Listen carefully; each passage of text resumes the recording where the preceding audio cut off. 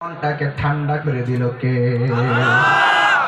এই জন্য আমার ভাইরা, আল্লাহ রাব্বুল আলামিন আমাদেরকে টেন্ডারবাজি করার জন্য পাঠাই নাই, রাহাজানি করার জন্য পাঠাই নাই, মারামারি করার জন্য পাঠাই নাই।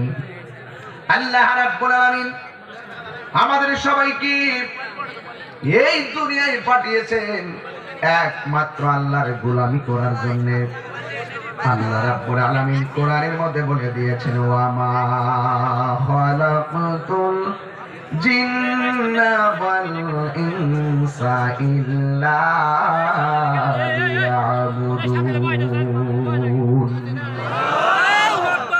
আল্লাহ রাব্বুল আলামিন বলেন, আমি মানুষ এবং জিন জাতিকে সৃষ্টি করেছি একমাত্র আমি আল্লাহর গোলামি করার জন্য।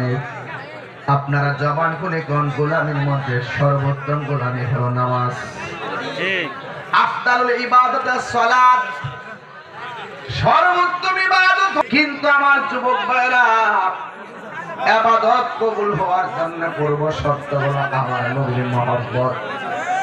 আপনারা জবান খুলে বলেন, নবীর মহব্বত আমরা চাই কি চাই না? আমার বাবা